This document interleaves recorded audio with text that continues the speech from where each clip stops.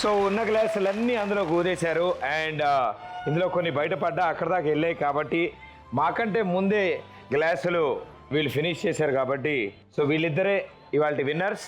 గట్టిగా చెప్పండి కమాన్.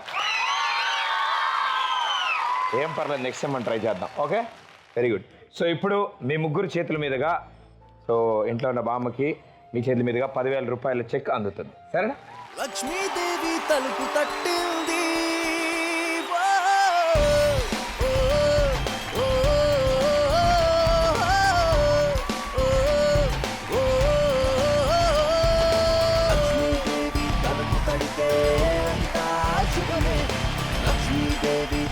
సో అమ్మమ్మ అవుతారు వాళ్ళు. సో ఎన్నాళ్ళ నుంచి ఉంటున్నాం అమ్మమ్మ దగ్గర? 5 సంవత్సరాలు. 5 సంవత్సరాలు. అమ్మగారికి నాన్నగారికి ఏమైంది? ఒంట్లో బాగోలేదంటే మా నాన్నగారు అమ్మమ్మ వాళ్ళ ఇంటికి తీసుకొచ్చారు. అప్పుడు మా అమ్మమ్మ హాస్పిటల్ తీసుకెళ్ళింది. ఇంటికి వచ్చి అన్నం తింది, పడుకుంది. అప్పుడు మా అమ్మగారు చనిపోయారు.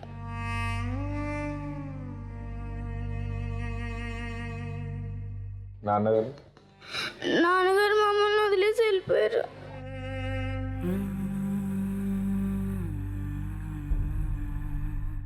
అప్పటి నుంచి 5 ఏళ్ళ నుంచి మళ్ళీ రాలేదు. తారం తెగి ఎగిరే ఓ గాలి పటమే తీరం చేజారి చేరెను నీ ఒడికే. సో అప్పటి నుంచి అమ్మమ్మ దగ్గరే ఉంటున్నారు మీరు? 2 సంవత్సరాలు అయ్యాక మా పెద్దమ్మ మా చెల్లి నన్ను హాస్టల్లో వేసింది. ఇప్పుడు ఎక్కడున్నారు? హాస్టల్లో.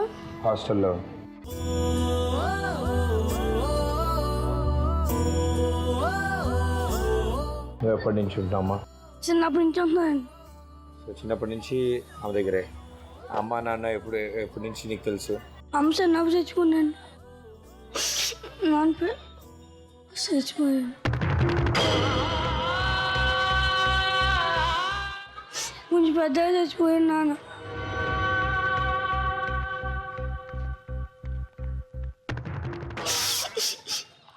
స్కూల్కి వెళ్తుంటారు రోజు? వెళ్తున్నా సార్.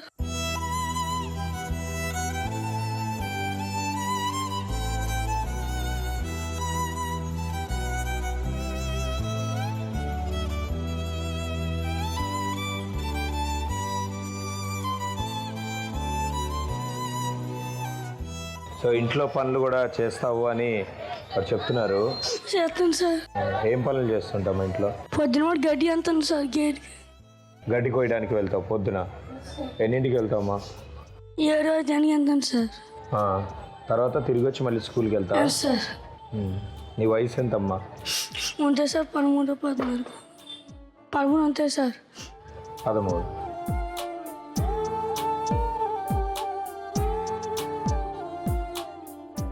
నీ పేరేంటమ్మా? లక్ష్మి. ఏం చదువుతున్నావు? 4th class.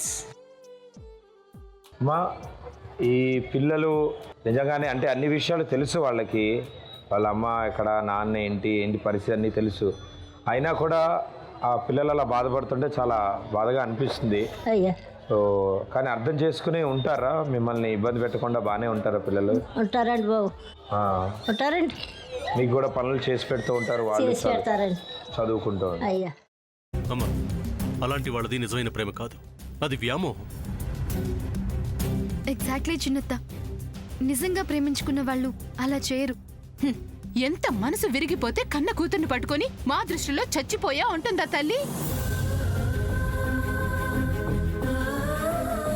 అది సరే అమ్మా, తన కూతురుతో తన మాట అనేటప్పుడు ఆమె మాటల్లో వ్యథ, కళ్ళల్లో బాధ గమనించావమ్మా? పెద్దబాబుకు బర్త్డే విషెస్ చెప్పు కూడా వెళ్ళాం కదా. ఊరికే ఎలా కాలిపోతుంది? మంట పెడితేనో పడితేనో తగలబడుతుంది.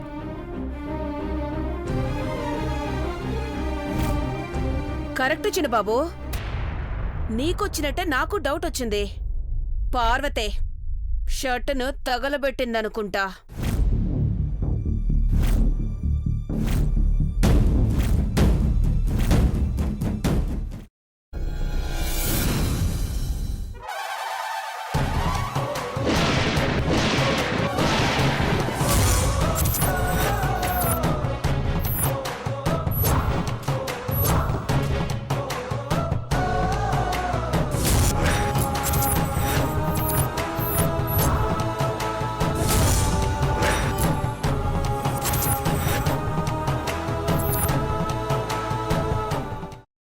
తీసుకున్న తర్వాత పొట్టు తీసేసి చాప్ చేసి పక్కన పెట్టుకోవాలి. ఒక ప్యాన్లో కొద్దిగా నూనె వేడి చేసి అందులో ఆవాలు, మినప్పప్పు, శనగపప్పు, కరివేపాకు, సన్నగా తరిగి పెట్టుకున్న ఉల్లిపాయలు వేసుకుని 1 నిమిషం పాటు వేయించుకోవాలి. ఆ తర్వాత కాల్చి కట్ చేసి పెట్టుకున్న వంకాయని కూడా అందులో వేసుకుని బాగా మిక్స్ చేసి బౌల్లోకి ట్రాన్స్ఫర్ చేసుకుని అందులో తగినంత చిక్కటి పెరుగు లేదా పల్చటి పెరుగు వేసుకుని మిక్స్ చేసి అన్నంతో కానివ్వండి, చపాతీతో కానివ్వండి సర్వ్ చేసినా చాలా బాగుంటుంది.